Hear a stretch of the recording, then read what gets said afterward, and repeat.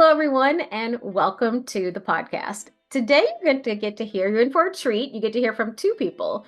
You're going to get to hear from Ramon Ray, who is an entrepreneur with expertise in growing, scaling, running businesses, and also personal growth. And you'll get to hear from my dear friend, Dee Maddox, because today we're kicking off our guest host. And our first guest host is Dee Maddox from DMX Consulting. So, Dee, thank you for, I wouldn't say joining, but I should say welcome back. Thank you for coming back to the podcast. Thank you. Thank you for having me back. We had a blast last time. I know, and I don't even know if I'd shared this with you, but the clips we pulled from your networking discussion were some of our highest watched clips. People got a lot of value from your ideas and strategies on how those of us who are less comfortable with it could be more comfortable with it. Nice. And as I told you, selfishly, this just gives me more time to spend with you. So thank you for being here. You're welcome. I'm glad to be back. Yeah, we live 15 minutes away, but it's been a busy summer. So Definitely. Yeah, it's been a busy summer. So before I just kind of learn from you what you're focused on right now, I'll just share a few stats about you from your bio, then you can add anything you want to, which is I know you've worked in human resources for over 2 decades in multiple states and industries. You have a master's degree from the George Washington University in Washington, D.C.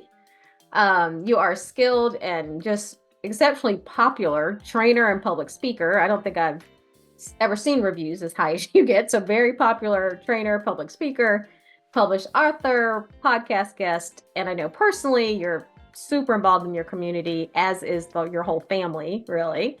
Married for, is it 26 years now? Yeah. Okay, 26 years, because we have similar stories in that, and have 2 amazing, I guess I should call them adults instead of children. Oh, yes, young adults. Yeah, 2 amazing children / adults and phenomenal parents. And what else? I don't know. What else would you like everyone to know? You know what? I think you've said it all. That's the crux of it. But mostly, I'm just a regular person and I love people. So doing this gives me a great opportunity to just connect with more people and to try to make a positive impact. Because that's what I want to do with my dash. I want to make a positive impact. So doing those things, the training and the speaking, just gives me the opportunity to do more of that. And having this business, as I was inspired by you starting your business, to do, as your book says, something that I love, that you deserve to love your job. And so doing this, I realize and I now appreciate the fact that I deserve it and that this job affords me the opportunity to do what I love, connect with people in those ways that you mentioned. Yeah. Yeah, I could see that. That is absolutely a gift and a skill that you have. So let me tell you, what are you focused on right now from a business standpoint, life standpoint? Like what's your focus right now? Well, right now I'm focusing on the speaking part and I'm still enjoying the corporate training piece. So I've just launched a 6-month leadership boot camp with a large association locally. We're going to do segments in different locations to allow all of their constituents to participate. So that's super exciting. I love doing that. We're going to cover all of the core leadership topics: communication, conflict resolution, change management, team building, emotional intelligence. So we're just going to cover the core leadership topics in this, what they're calling leadership boot camp. So that kicks off in San Antonio next week. So I'm super excited about that. And then in September, I'm going to be doing the CBS Executive Leadership Summer series. So I've been accepted to that program and I go off to Providence for 3 days to be surrounded by a community of entrepreneurs and business mentors. And we're going to talk about growing and scaling the business. And then the thing that everybody is talking about the very next month, so August, September, is October, is the HR Southwest Conference in Fort Worth. So HR Southwest, powered by Dallas HR, is the Texas-wide Human Resource Conference, and this will be my 3rd time speaking there. So I hit the stage on October 15th. The conference is the 13th through the 16th, and I'll be talking about putting the human back into human resources because we have to hear, understand, motivate, adapt, and nurture. So that's the HUMAN, and so that's what I'll be talking about at HR Southwest, but doing more of what I love. Human back in HR. Wow, that's needed. I mean, for all of us, it's so easy, from my own experience in HR, it's so easy to get focused on the things you're doing and forget about the things we're doing are really people and individuals and having a a better consideration of the humanity of the people we're interacting Exactly with. that. Yeah, that's good. Exactly that. So prioritizing the people over the processes. That's one of my points, right? Mm. So that's how we're putting the human back into human resources. So yeah, that's kind of it in a nutshell, my big three projects. But Fantastic. I love this. So tell people if they were interested in reaching out to you about speaking or training opportunities, what's the best way for them to connect with you? so I'm on all socials at DMX Consulting, and I'd love for you to connect with me on LinkedIn as well. But just to book with me or talk with me or have a risk-free consultation about what you want to do next or how I might align with your needs, DMaddoxConsulting.com. So that's my first name, my last name, and then the word consulting. So DEE MaddoxConsulting.com. You can log onto my website and grab an Explore Excellence appointment. And then you can decide if you want me to come and speak, produce a workshop, or if you want to create your own leadership boot camp or institute for your organization. And I'd love to discuss how I can align with those needs. Okay, awesome, awesome. So we'll put that in the show notes too. So thank you for sharing that, and thank you for really bringing to me and to all of us as an audience, Ramon Ray. He is amazing. I'm so excited for everyone to hear this conversation about growing your business, growing as a person, and hear the joy that he brings and all that he does as well. So let me turn it over to you to introduce him as the guest for today's podcast. Well, I first encountered Ramon as the monthly guest speaker at National Speakers Association North Texas chapter meeting. And Ramon is unapologetically positive and passionate about making the world a better place. He is the publisher of thezoneofgenius.com and host of USA Today Show, The Rundown with Ramon. Ramon started 5 companies and he sold 3 of them and is an in-demand expert on small business success. He's a sought-after motivational speaker and event host who has interviewed all 5 Shark Tank sharks and President Obama. Ramon shared the stage with Deepak Chopra, Simon Sinek, Seth Godin, Gary Vee, and many other notable business leaders. Ramon's latest book, Celebrity CEO, is all about how entrepreneurs can leverage the power of personal branding. Get to know Ramon better at www.ramonray.com. So I'm excited to have him on as a guest. He's knowledgeable, he's energetic, he's fun, and kind. Yeah, and kind. Yes, yes, and kind. So thank you all so much for joining. You are going to love this conversation. And this topic is, I know for both of us, is kind of our jam too. It's like we're always thinking about business development. We're always thinking about personal development. We talk about it with each other. I like to get Dee's notes after different topics because she takes great notes about any development session we're in. So this is a joy. This conversation was a joy. You're going to learn so much from him. And you're just going to enjoy hearing from him, hearing his joy, hearing his energy, and getting a chance to meet him. So thank you all so much for joining the podcast and enjoy. Welcome to Anelra.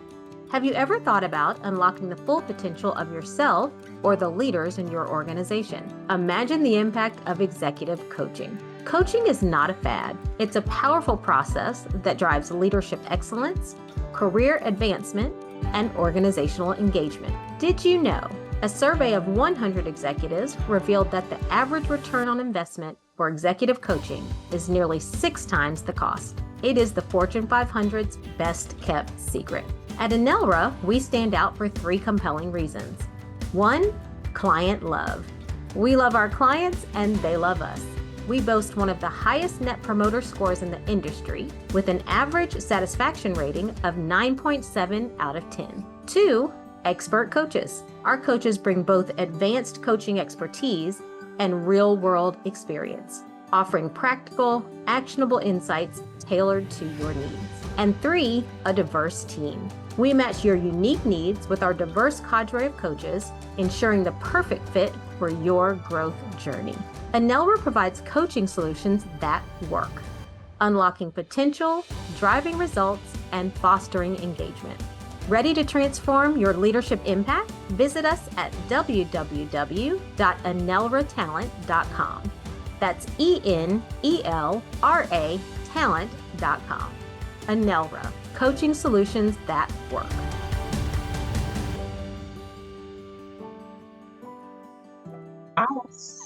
excited today. I can hardly contain myself. So in June of 2023, 6 months into my NSA North Texas membership, I go to the Saturday meeting, and the guest speaker is none other than Ramon Ray. I know this, but the reason I wanted to have you as the guest when Arlene gave me this opportunity is because I really wanted you to share this story of how you started your entrepreneurial journey and what inspired you to take the path. Sure, I'll be brief or long. You tell me how much you want to dive into it. But the nutshell of it is it's a two-part answer. Full-time entrepreneurship, like I am today, is because the summary of it is I was fired from the United Nations. I say fired from the United Nations, Arlene and Dee, because it just sounds better from stage. It sounds cooler, like, oh, wow, that's cute. But my contract was not renewed. But okay. Fired sounds cooler. So and that was done because I had a full-time job and I had a side hustle, several side hustles, and I had permission to have it. I had permission from my boss in the United Nations. There were some jealous staff members. Anybody here know about jealous people who want to tear you down? One of those people in the office, and they kind of didn't like me and they made it a mess. So the permission was revoked, but I didn't stop. And eventually my contract was not renewed. So that's kind of how I was thrust into full-time entrepreneurship. But how that kernel of wanting to have a side hustle, how that kernel of wanting to do some things on the side, how that kernel of wanting to do something different came, I don't know exactly. Maybe it's genetics. Maybe God put it in me. Maybe I'm just a person who gets bored easily.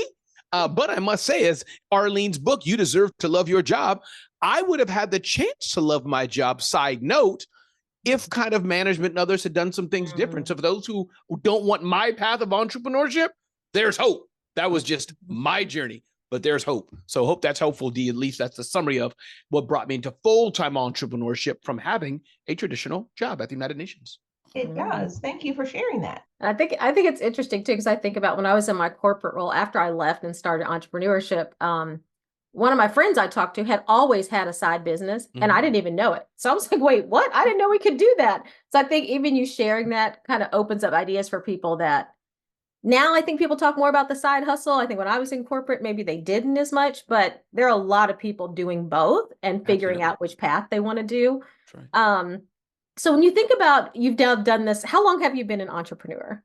I recall I bought the domain smallbiztechnology.com in April 1999. I'm 51 years old. So I've been making money in some way, side hustle or not, since I've been married, which is about 30 years. I know I put a lot of numbers out there for y'all, but y'all are smart people. Numbers confuse me. So people can do the math on their own. Yeah.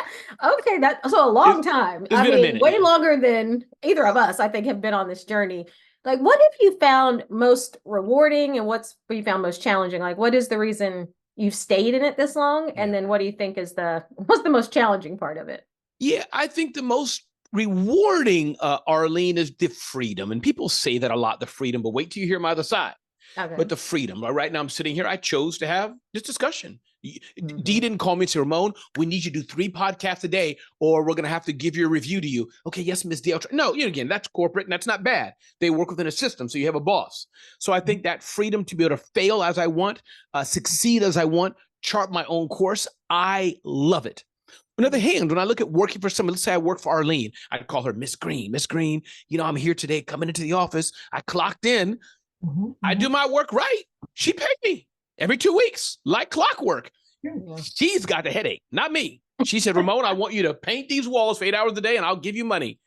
Y'all get what I'm trying to say. The audience is listening, so that's the benefit of working for a company. Not that you don't think, of course, you can go hire executive, but in general speaking, you do what the system says, you get a check. So I think that's the freedom some days when it's tough. And I'm assuming all of us 3, and I'm assuming those listening and watching have been through this. But when it gets tough, that's when entrepreneurship is rough. But I think the freedom of entrepreneurship is good. And then the last thing I'll say, Arlene, is that some people do like working within a structure. There is no shame in it. I want to put it. I'm a full-time entrepreneur, but we need people, and people should, with head held high. Nope, I'm not an entrepreneur. I work for a company and I love it. My job is XYZ. That's a beautiful thing. And God has made everybody different. Some of us, we just not fit to be an employee. We ask too many questions. We kick the box too much. McDonald's, why do we got to put the French fries in for 92 seconds? Maybe we should put it in for 10 seconds. See, I'd ruin the whole McDonald's experience. So hope that's helpful.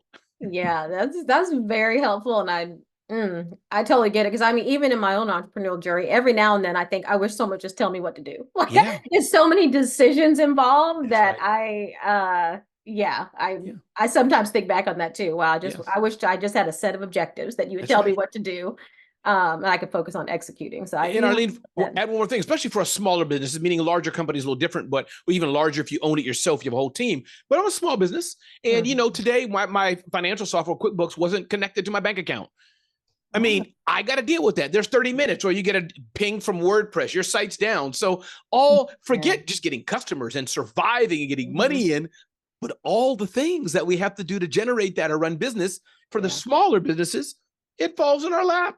If the UPS rings behind you, Arlene, I'm assuming, say it's you, you have to get up and get it. Not Jeremy from down the hallway. No, it's you. That is so true. Oh gosh, that is true. That was one of my shockers when I started becoming an entrepreneur. I was like, who's going to do all this other stuff? It's like, oh, it's me.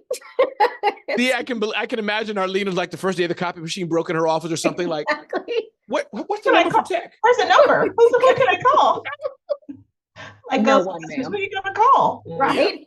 No one, ma'am. Yes. That's true. That's true. So I love that answer that you said, that some people are confined to working for corporations because they like the structure. Yes. And so for me, what I loved was after I saw you at NSA North Texas, you had a 3-day challenge. You were like, log on, learn more.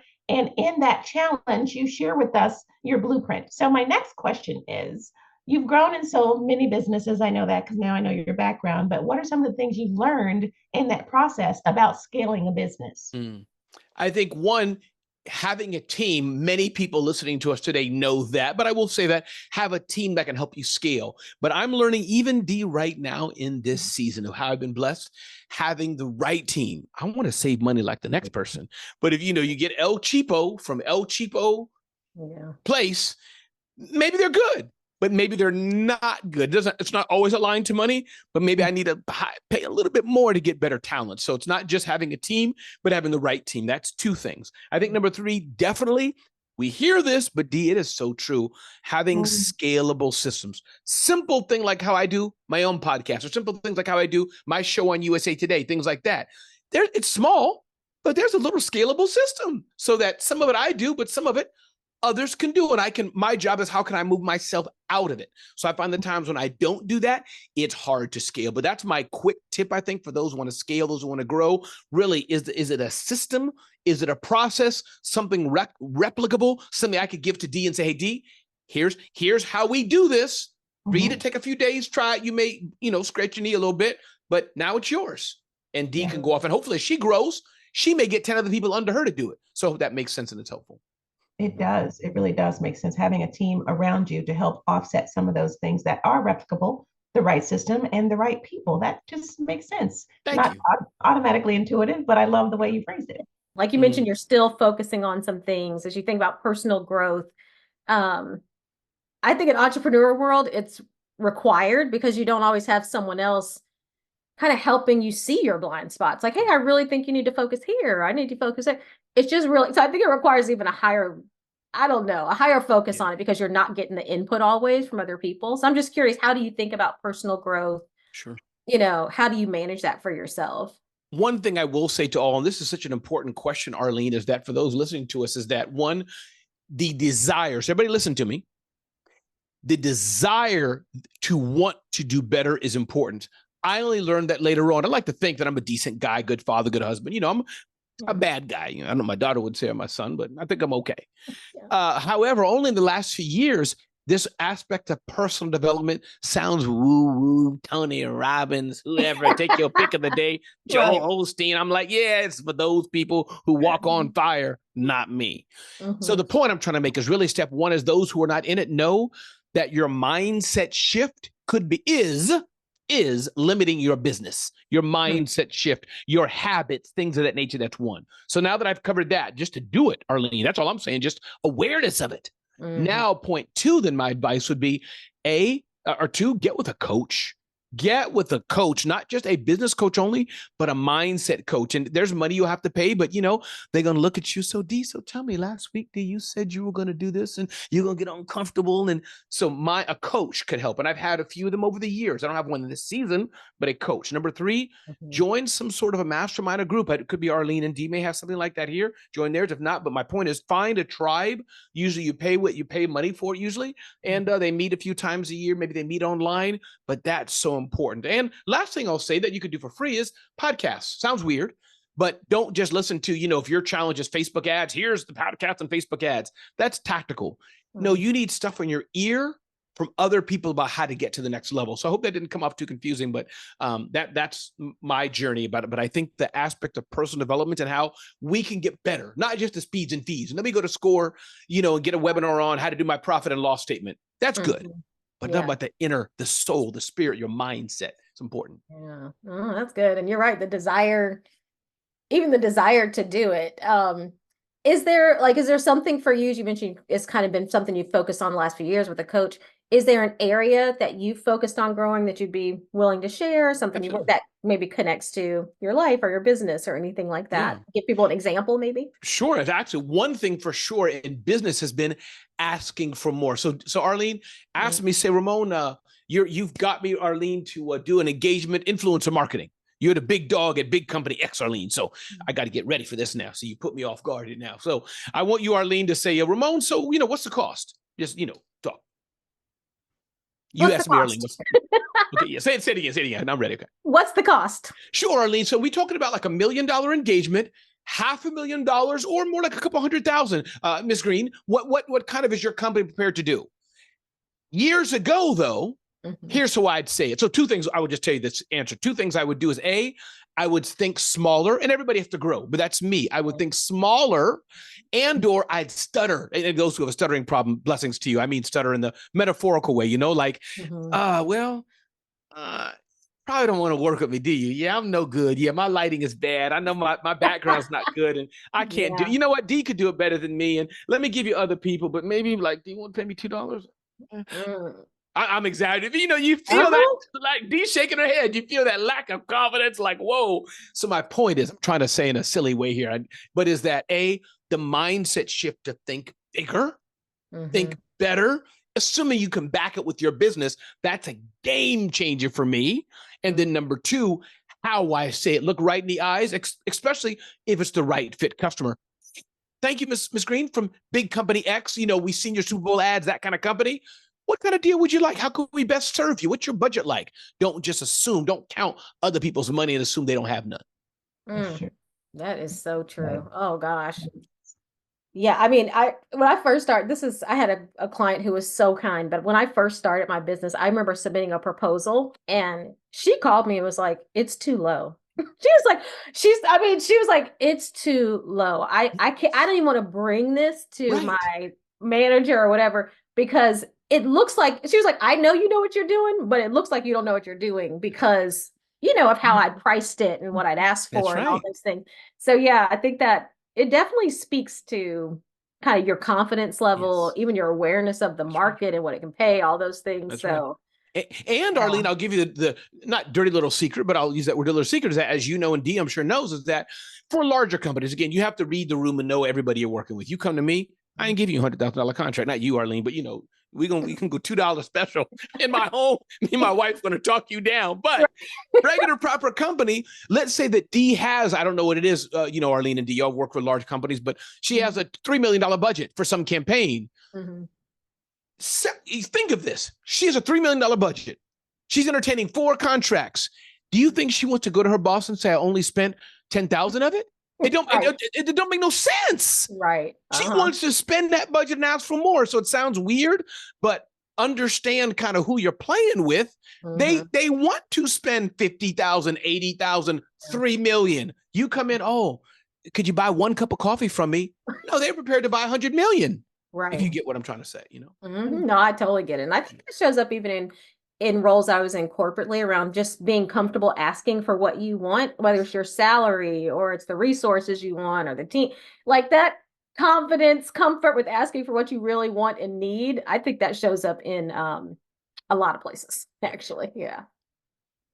Thank you for sharing that. Yeah. You're welcome. Yeah, I think that makes perfect sense. It's almost like the value of free. Like when you say, come to my free webinar, people sign up and then they no show because it was free. There's something opposite about the value, even if they know your work, your history of you giving it away versus you charging for what it's worth. So that's the thing that you said you spent some time working on, Ramon. Would you say that that is also the area that you've grown the most? And then I want to sideline that. And if it is or isn't, what holds you back from areas of growth?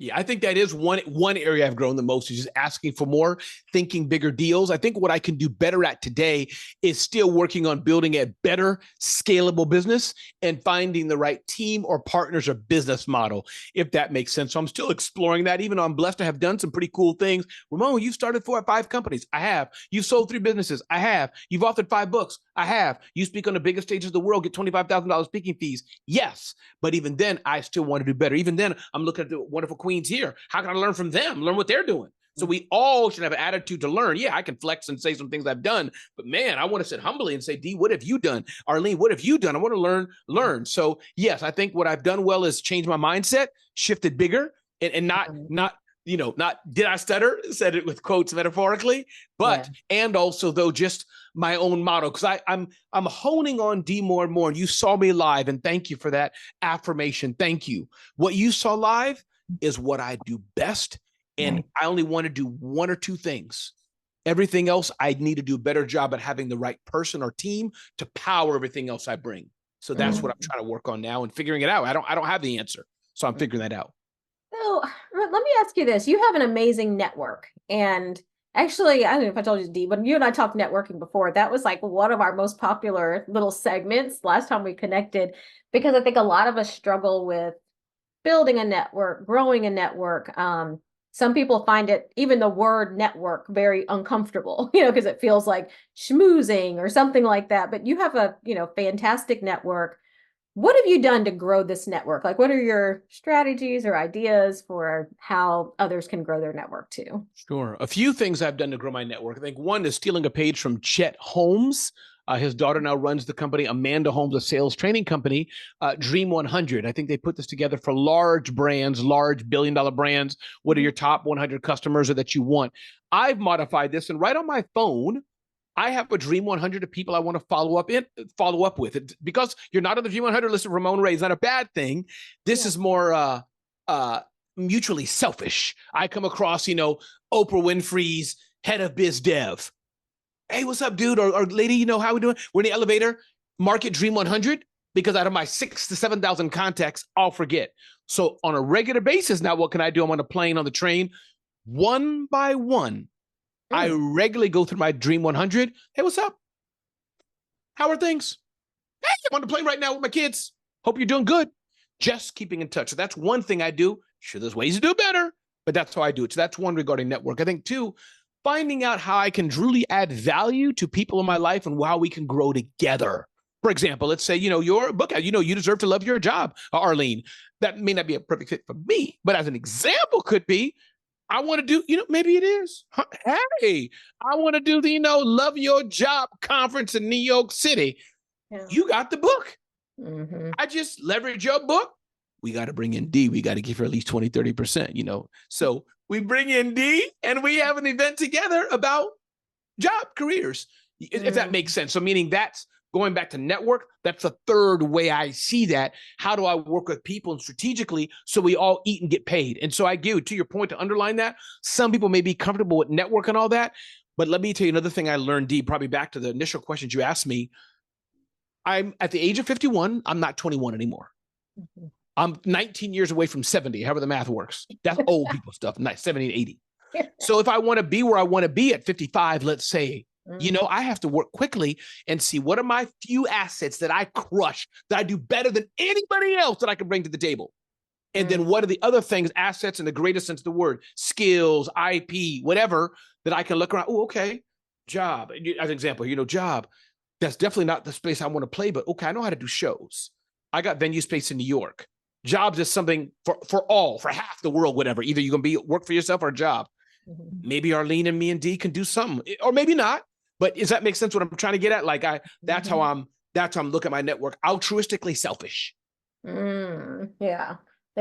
There's something in it for both of us. Like there's something in it for me altruistically, selfishly, but also altruistically, you're thinking there also needs to be something in it for the other person too. Has to. Yeah. Yes, has and to. I love the Dream 100. That's a good idea. As you said that, I was starting to think through, like, I don't even have my Dream 10 right now. Right. I was like, man, I just need to start with the Dream 10 or something. I was like, I don't think I have that list of people that I really want to stay in contact with. That's a really good idea for, again, kind of no matter where you are. Like I was just talking with a group that was talking about their challenge with, they're so heads down in their job that they don't connect with other people that are going to get them to the next job. So it's kind of that, it's a similar concept around just being more thoughtful, intentional about who you are. And I'll use you and Dee as an example. I don't know your relationship, but you'll follow the thought I'm making. Let's say after this, you and Dee won't talk for 3 months, 6 months, a year, making it up. Y'all could roll every week for all I know, but making it up.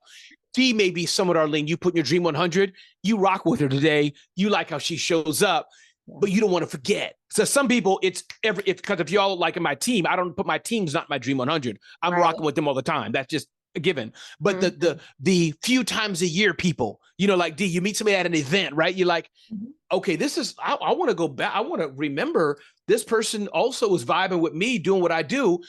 That's just me, because I can easily forget. So doesn't mean maybe I'll end my Dream 100 also, Arlene, changes. But I use it particularly when I'm at an event and, this is Tyler Perry's XYZ, making up a name. I don't want to forget the context 6 months from now as I'm doing my periodic, going through my Dream 100. Well, that's right. I didn't connect back with whoever's person. That to get the full explanation. That's how I use that. That's good. No, thank you for sharing it. Yeah, I love that. Like I haven't thought of that. And I'm like you, I find these people that I meet and I get all excited, and I don't talk to Arlene often, but then when I do talk to her, I'm usually saying like another person that, oh, they were amazing. So when I told her about you, she was like, should I add him to the list? I was like, yes, add him to the list. Like, and then like most recently, Frank Kitchen was at NSA North Texas, right? And so she was just like, I gotta come to one of these meetings. And so, but to that end, when you're doing the Dream 100 and you're meeting people and you want it to be beneficial, you're out here in these entrepreneurial streets, and you've been out there for a while, bought and sold businesses. You're doing this Dream 100 while you're on the plane or the train. And I've seen you make videos from an airport tunnel, right? I've seen you make videos in the neighborhood walking. How do you maintain a work-life balance? Because I'm not saying it seems like you're working all the time. There's some aspect of work as an entrepreneur. You are the business, so you're always on. But how do you maintain that work-life balance? Do you do it well? And how do you avoid the burnout? That question just disappeared when you were talking, Dee. The Wi-Fi went out, so I didn't hear anything. You have to ask a new question. Ask a different question. I'm just messing with you. I heard you. Repeat. Listen, I heard it just fine, actually. Arlene was like, "No, I think it came through just fine." I'm messing with you, Dee. Now that's a big question. So, one, we are all in seasons. Yeah. Today, Arlene may have 2 small kids and she has to take care of them. Today, Dee may be going through a nasty relationship issue. Who knows? So I want to acknowledge that what I'm about to say. We all have seasons. A buddy of mine was in our Sunday school class and we were, rocking together, a friend of mine and all this, and he was getting his MBA. I said, dude, stop. Take care of your wife. Take care of what you got to do personally. Don't worry about Sunday school. I got you. Take 2 years to get your MBA. So what I'm trying to express, Dee, in a greater sense, we all have different situations. Your girlfriend, your guy friend may call you, listen, Dee or Arlene, got a situation I'm going through. My daughter's got some personal issues with addictions and say, whatever it may be, I need to step away for a bit. The only answer I know, I can imagine Arlene's heart, please do. So for me, I'm in a season right now. I'm an empty nester. My 2 children are adults in this season. They haven't always been, obviously, in this season. So biggest thing I have to do is make care of me and my lady's relationship. 30 years of marriage is strong and solid. That's important to take care of her needs as she takes care of me. So I think that's important, what I can do better, what I have to focus on. But since we're a different season, empty nester, she's a grown woman, I'm a grown man, and we just figured that out. And the season when I had small kids, they traveled with me. So I got like the bougiest kids in the world. Like Why are we sitting here, Dad? We're not up there with eating steak with the people. No, Daddy didn't get that kind of gig this time. We're in premium economy only, not first class. Oh, we're at the Ritz-Carlton only. I'm teasing a little bit, but so my family's gone with me. If that's helpful to others on many of my trips when they were smaller. And then 2, it's a balance. Again, I've explained to my children how money works. Explain to them, hey, when I'm going away, here's how I get paid, or I'm in the office. This is kind of what I do. This is how we make money in our family. So I hope those 3 things are helpful, but that balance, that harmony is so important. In some seasons, you do both. You're at the softball practice on Saturday at 10 a.m. And some seasons, hey, family, little kids, Arlene and Dee, my 2 little beautiful children, Daddy's not going to be here at your game. Sorry, Dee. I know you're going to do well, Dee, in your softball game. I won't be there. Sorry, but I'll be the next week. Yeah. Oh, I love that. I love that. I've heard someone else say that they incorporated the family, and that was part of earlier you mentioned freedom. That's part of the freedom of what we do, being able to fold the family in or work from anywhere, or I love that. So that's really good. Yeah. And I can see that explanation being helpful to children. It's like your kids can kind of understand a lot. They can adapt to a lot, but that clarity around here's why I'm doing something, here's why I'm not here, here's how I believe in you. I mean, us being more, sometimes as parents, we kind of think, well, we're doing what we have to do, and we don't really spend the time to explain what we're doing. But I think that explanation, I mean, I think about my daughter, would go a long way. Like that's something that she would be like, okay, I get it. I appreciate it, and could even be supportive of it if she knew, if I was transparent enough to share it. Yeah. That's right. And one thing I do want to caution everyone listening, again, everybody has to go their own journey. So be careful, people who are listening. When I say people, Dee and Arlene, I ain't talking to y'all. I'm talking to the people, But is that I do think that those who are parents or who have older parents or, whatever the situation may be, if we're taking care of people outside of business, I do think we owe it to them. I do want to be a bit biased in that. I've had seasons where I had to be away for a week, be away for extended period. Even now, hey, if I got money on the line, my lady does not mind. Right. But I want to, but a world of that. Hey, listen, for the past 30 years, I'm never there. If that's what you have to do, whatever, that's how you and your family. But I would caution against that. My thing is seasonal. Hey, listen, Dee was my daughter, Dee, I got to be away for 2 weeks. It's a big, big, big gig. I got to go to Dubai for 2 weeks. Hopefully I'm not telling her that every 2 weeks I'm away for 2 weeks. If it is what it is, that's a different thing. Or in the military, I get it. But I just wanted to really underline that this is a season. I remember when I was going to college, when I was an adult, I hadn't finished college and I had an opportunity to go to college at the United Nations as an adult. So I got my bachelor's late. Not late, I shouldn't say, but you know what I mean, later than most people do. But we understood it. I said, listen, for 2 years, I'm going to come home, I'm going to eat, and I got to go to online school. It was tough for me. I'm not good in math. I'm not good at nothing academic. But I had to get this degree to do some things at my job. So that was, again, one of those moments. My wife understood. And metaphorically, I'd come home, goodbye. Go study. Yeah. Yeah, that's a good balance. I get what you're saying. There's be intentional and transparent and recognize that it is an impact of your time away. So if you're always having to say, explain, describe, then that could be a watch out too. Right. Based on where you are in your season of life. Yeah. That's right. I love that. And the different seasons require different levels of resources and commitment and time in different areas. So it's like we change wardrobe with different seasons. You change how you approach and what you do in that season. So I love that. Like I'm in that sandwich generation right now where I'm an empty nester, but my parents are aging and I stepped up as primary caregiver for them. So that's a real thing. Yeah, that's a different season for sure. Yeah, new season, new lessons. Okay, so I guess the last question before we do a lightning round at the end, just a few quick questions to let people get to know you is, what would be any advice you have for new or aspiring entrepreneurs, someone who says, I really think they feel that call, like you're saying, to maybe do something on their own, start something on their own? What advice would you have to someone just thinking about it, kind of new into this idea? Yeah, make sure you have your runway. If you think you're going to be profitable and beat Jeff Bezos in 2 years, it'll take you 20. So that's one. Have a long runway. Number two, don't give up your day job so fast. That could be a blessing to have that money coming in on the side. You could build things. Number two. Number three, you learn the art of business. Learn the art of business. That's not a mistake I made per se, but I wish I'd have been more in tune to that. Learn your numbers and finances, profitability, marketing, cash flow, who's my customer, all those things. Number 4, is it a business or hobby? Oh, I want to start something because people in my community don't eat. We don't have good food because I live in a poor, blah, blah, blah neighborhood. I get it. Mm-hmm. But if you do that so much and then you realize you're not sustained, like the proverbial thing, it's a true thing. Take care of your, put your own air mask on first. The airline said somebody else's. So that last point is a real thing, that I want to save the world. I want to, nobody in my neighborhood has good t-shirts. I'll make the t-shirts, sell them as cheap as I can. See, we do that so much. No, get the t-shirts, sell them at a freaking high price to some other community, build that wealth, then go in and be Oprah and buy a school, buy 10 schools, donate to me, Dee and Arlene if you want, but take care of yourself. For most small businesses, build a thriving business first.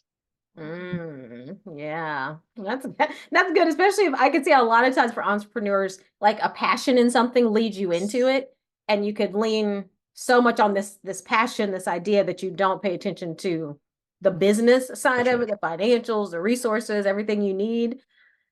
Yeah, I could totally see that. Yes. Yeah. Yes. That's something to think about in terms of, I love that question. Is it a business or is it a hobby? Yeah. And I know we're going to lightning round, Arlene and Dee. I just want to add one more thing, because I think the thing is, just to add full clarity to that, is Target and Walmart and Amazon and others, not Target per se, but they're playing a different game. Big volume, a lot of people, cheapest. That works. I mean, again, if I'm going to the most people are smaller, but that works. Or Bentley and Rolex, a few products at a high premium, different game. But my point is, for the average small business making 500,000, million, 2, 3 million, whatever it is, we don't have time to play that low margin game. So whatever you're making, whatever, chapstick, clothes, whatever, find the people who can pay a nice profit margin for it. So you can pay yourself well, pay your team well, serve them. Then with that money, go do other things, other people. Ooh, I needed you before I launched this t-shirt business. Because it took me probably a year into it to realize, oh my gosh, you'd have to sell 1 million of these to make it make sense financially. It's shocking, like, to your point, the margins that make sense at a small business that compared to a large business. I know for me, making the transition from corporate to small business, I think I had more of a corporate mindset around how you think about the financials, and it's really different in small business. So that margin point is, that's a really good one. I think I love the one about keep your day job. I think the flexibility of having solid income, and you know what I mean by solid income, Ramon, having that while you're building and putting those business systems into place, while you're figuring out who your customer is and how to get those margins, and having that push. I did it for 2 years. I was thinking, maybe I should have stayed for 3, but I don't love that. Something to consider. Don't just one day decide you want to be an entrepreneur and let your day job go, because that's not how it works. Not effective. If you got bills to pay and responsibilities, that's definitely a factor that you have to consider. So thank you for that. Yeah. Now available. You deserve to love your job. How to find your purpose and enjoy your life. You may not have learned this growing up, but you deserve to love your job. You will spend more time at work than in any other activity in your life, and you deserve to love it. Research tells us that people who love their work are twice as likely to enjoy their life. This book will help you create a blueprint to help you fulfill your purpose, love your job, and live the life you were designed to live. Now available at Amazon. Okay, well, I thought we'll do the lightning round, which is like just quick answers to a few questions so people get to know you better. And then love to hear anything else, just closing comment you'd like to share, and just how people can connect with you. And we'll put all that in the show notes too for people. But the quick lightning round questions. One is, what legacy do you hope to leave behind? I hope that people, when I died, that people say Ramon is a good person. Ramon was a man of God, happy person of faith, and really a legacy of that I changed the world in some way, big or small. That's my legacy I want to leave. Change the world. Okay, so what is one thing you do consistently just to enjoy life, to enjoy your life and enjoy the time here we all have? I watch Chicago PD. I do push-ups. And I sit with my wife and try to watch Korean dramas. I can't watch as long as her, but I try. Oh, Korean dramas. I've now been introduced to something K-dramas. new. Yes. Oh, K-dramas. Okay. Yes, we watch a lot of Chicago PD around here too. So Hey, boy, come on. Come on, boy. And what is one word of wisdom or piece of advice you try to live by in terms of your life? There will always be a tomorrow unless there's not. There will always be a tomorrow. So most things are not as dramatic as we think they are. You spilled coffee as you're going up on stage. It got all over your white dress.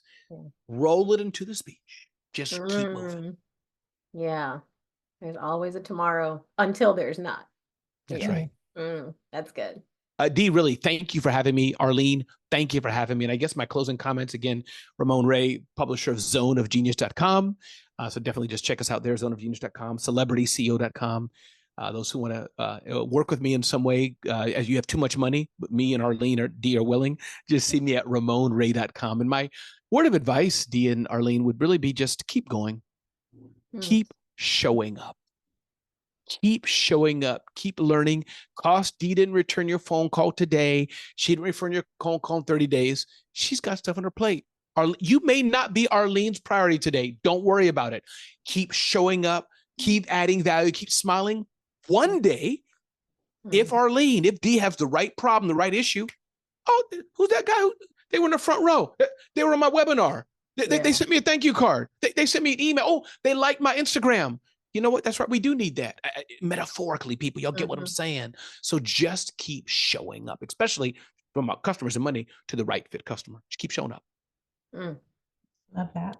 That is amazing. Well, thank you so much for joining. We so appreciate you being here on the podcast and sharing your wisdom and ideas and your energy and joy with all of us. I can feel that too. It's contagious. I appreciate that very much. And thank you all so much for joining the podcast. As always, you can join my email group. We send podcast notes and other things. You can do that by clicking join the crew in the show notes. You can also do that through the QR code that'll be up after the YouTube video. We'll also put all of Ramon's contact information in our show notes as well. And as always, you can find me on Instagram at Arlene_pace_green. I love you all. I'm so proud of you if no one's told you today. Thank you for joining this amazing conversation and be well.